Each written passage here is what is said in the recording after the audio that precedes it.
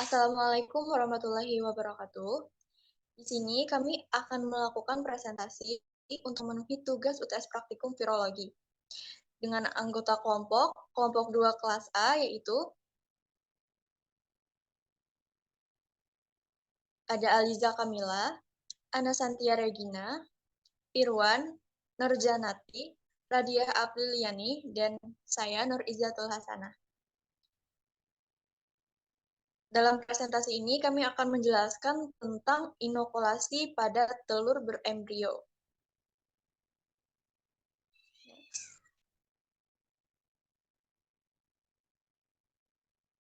Pengertian inokulasi telur berembrio. Inokulasi telur berembrio adalah proses memasukkan atau menginfeksi telur ayam dengan mikroorganisme tertentu, seperti virus atau bakteri, untuk tujuan penelitian atau produksi vaksin. Proses ini dilakukan dengan membuka bagian atas atau sisi telur yang masih berembrio, kemudian menambahkan atau menyuntikkan mikroorganisme yang diinginkan ke dalam telur tersebut. Setelah inokulasi, telur berembrio akan dibiarkan untuk berkembang lebih lanjut agar mikroorganisme dapat bereplikasi dan menginfeksi embrio ayam. Metode inokulasi telur berembrio ini umumnya digunakan dalam penelitian ilmiah dan pengembangan vaksin untuk mempelajari respon tubuh terhadap infeksi dan menghasilkan vaksin yang efektif. Telur ayam berembrio merupakan sistem yang telah lama digunakan secara luas untuk isolasi. Embrio dan membran pendukungnya menyediakan keragaman tipe sel yang dibutuhkan untuk kultur berbagai tipe virus yang berbeda. Telur merupakan sumber sel murah untuk isolasi virus, sehingga cara in ovo ini sering digunakan dalam laboratorium. Telur ayam memiliki 4 membran ekstra embrional, yaitu kantung vitellus, amnion, serosa, dan allantois. Untuk alat dan bahannya, di sini kita menggunakan untuk alat-alat yang digunakan pada inokulasi telur berembrio adalah cawan petri, spuit injeksi 1 cc, jarum pentul, senter, alat peneropong. Bahan-bahan yang digunakan untuk inokulasi telur ayam berembrio umur 9 sampai 12 hari, alkohol 70%, suspensi virus Newcastle disease 0,1 cc dan 0,3 cc, lilin, dan korek api. Selanjutnya akan dijelaskan oleh rekan kelompok saya.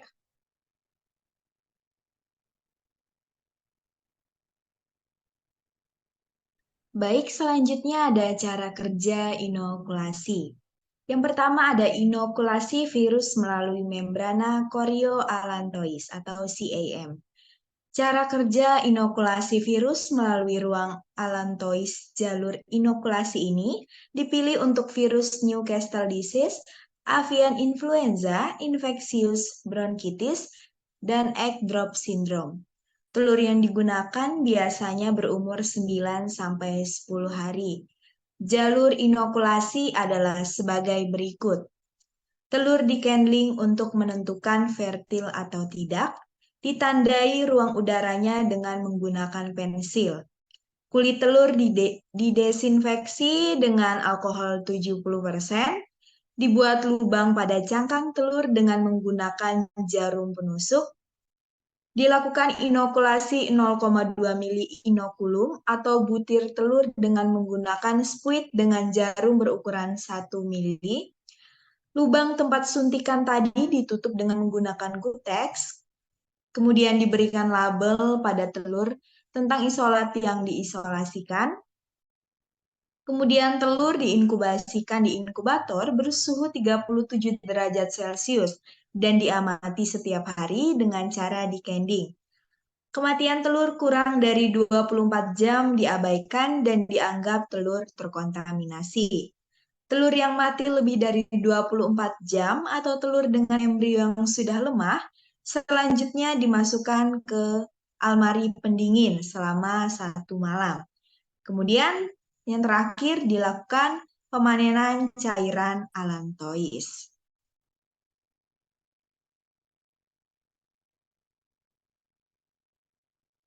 Selanjutnya yang kedua ada inokulasi virus melalui membrana chorioallantois atau CAM.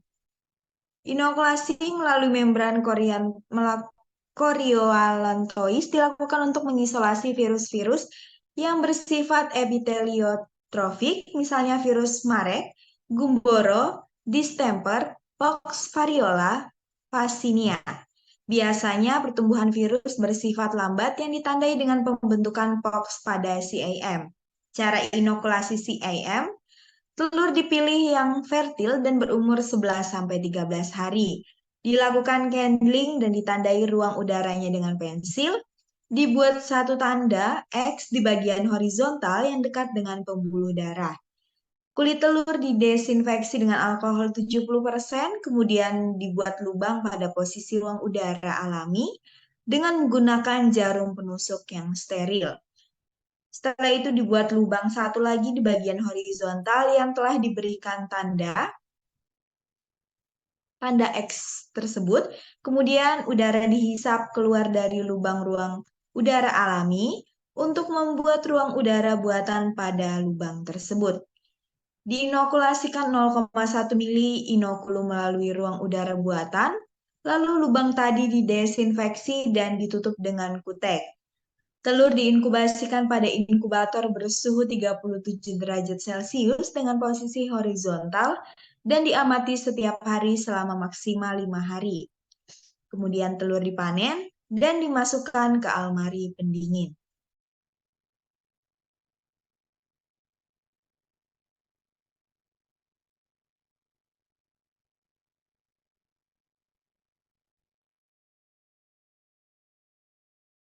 Tiga, inokulasi kantong kuning telur. Inokulasi dilakukan pada embrio umur 5-7 hari. Post-inokulasi diinkubasi selama 3-10 hari. Virus yang diinokulasikan pada bagian yolk sac dan dijaga jangan sampai terkontaminasi bakteri. Virus yang biasa diinokulasikan di bagian ini adalah virus rabies. Kemudian yang keempat yaitu inokulasi melalui ruang amnion atau amniotic cavity. Kantung ketuban digunakan untuk isolasi primer virus influenza A dan virus gondongan. Pertumbuhan dan replikasi virus pada embrio telur dapat dideteksi dengan uji hemaglutinasi. Secara singkat, cara kerja inokulasi pada telur berembrio yaitu pertama, diberi tanda pada bagian yang akan disuntikkan dan dibuat lubang pada tanda. Kemudian disuntikkan virus pada lubang yang telah dibuat dan telur tersebut diinkubasi. Setelah diinkubasi, diambil virus yang sudah terinokulasi dan dibekukan untuk keperluan di masa depan.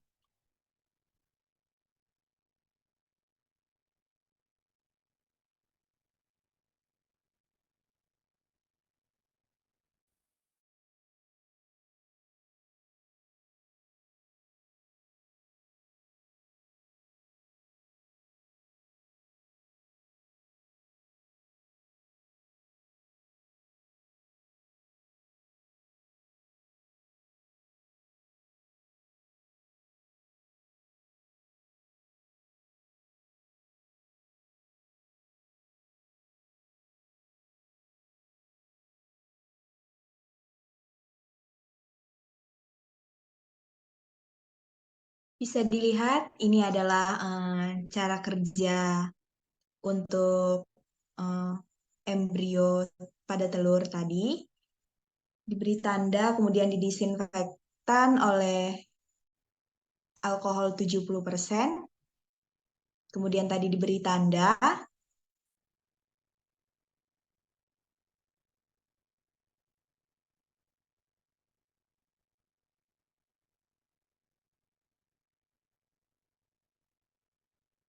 Kemudian diinokulasikan virus yang ingin ditanam, misalkan influenza, ditanam pada bagian yang sudah dibuat lubang.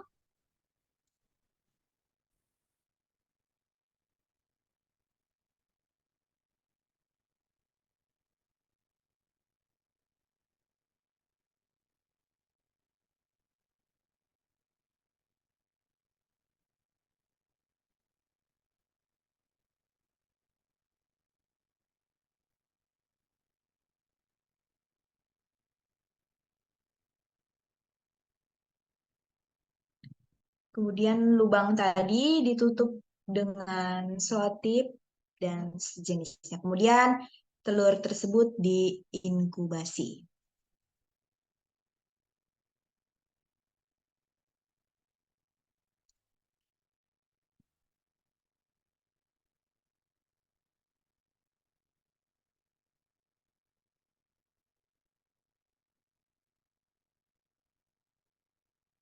Selanjutnya, ada pembahasan macam-macam inokulasi virus pada telur berembrio akan dijelaskan oleh rekan saya. Selanjutnya, ada macam-macam inokulasi virus pada telur berembrio. Yang pertama, ada inokulasi virus melalui membran allantois. Inokulasi penyuntikan melalui membran allantois ini umum digunakan dalam bidang virologi untuk mengisolasi, mengkarakterisasi, dan mengembangkan virus-virus tertentu. Seperti virus influenza dapat diinokulasikan melalui allantois membran pada telur berembrio.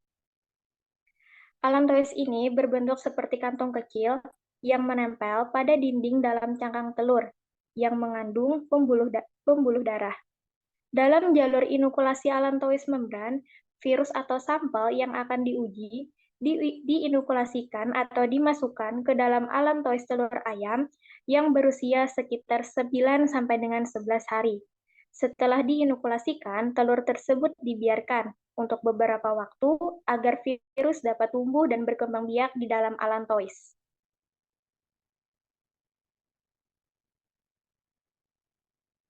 Yang kedua, ada inokulasi pada selaput chorion allantois.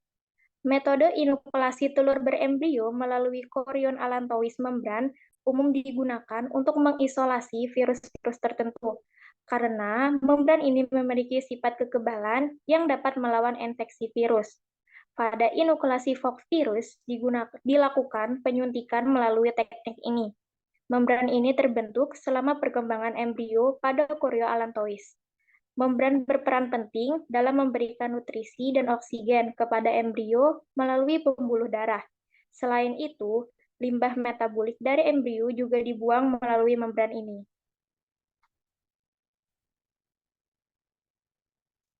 Yang ketiga, ada inokulasi pada cairan amnion. Amniotic inoculation adalah proses di mana bahan atau zat tertentu disuntikan ke dalam cairan amnion pada telur berembrio. Cairan amnion adalah cairan yang melapisi embrio dan terdapat di dalam amnion. Virus yang ingin diteliti dapat disuntikan ke dalam cairan amnion, dan kemudian perkembangan embrio dan efek dari virus tersebut dapat diamati. Pada inokulasi ini disuntikan mumps virus ke dalam telur yang berembrio. Amniotic inokulasi juga dapat digunakan untuk tujuan vaksinasi. Hal ini dilakukan agar embrio dapat terpapar dengan agen imunisasi tersebut dan menghasilkan respon imun. Selanjutnya akan dilanjutkan oleh rekan saya.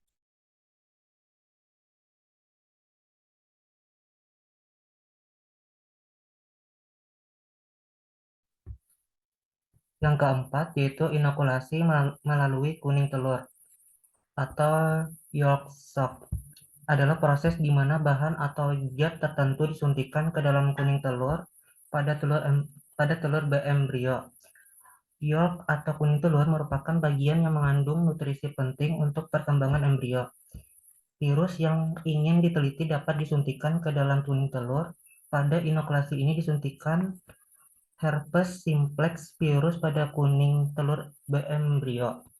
Pada umur telur berembrio yang digunakan untuk yolk inoculation adalah sekitar 7-10 hari. Pada tahap ini, embrio telah berkembang dengan baik dan kuning telur juga telah mengandung nutrisi yang cukup untuk mendukung perkembangan embrio.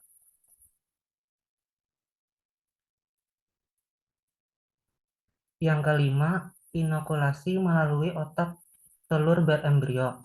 Metode lain untuk membiarkan virus adalah dengan menyuntikkan virus langsung ke otak telur berembrio. Dalam metode ini, virus disuntikan langsung ke otak embrio menggunakan mikroinjektor atau pipet yang halus.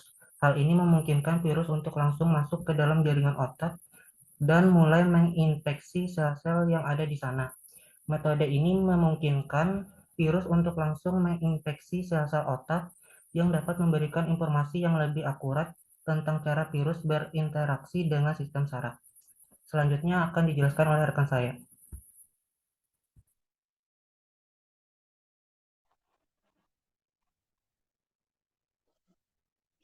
Baik, selanjutnya faktor-faktor penentu keberhasilan inokulasi. Yang ke-1, rute inokulasi. Inokulasi pada embrio di mana virus akan segera mendapatkan tempat untuk menginfeksi organ. Hasil paling baik adalah ketika embrio mengalami abnormal organ sejak 24 jam setelah inokulasi. Kedua, strain virus. Strain virus menentukan efek infeksi pada masing-masing embrio yang diinokulasikan virus. Strain yang paling virulen merupakan strain yang paling baik untuk digunakan pada uji in vivo karena mudah terlihat gejalanya. Yang ketiga, titer virus. Banyaknya titer virus yang diinokulasikan merupakan hal yang penting untuk mencapai keberhasilan inokulasi dan akan menyebabkan efek infeksi yang terlihat jelas pada embrio yang diujikan dengan kontrolnya.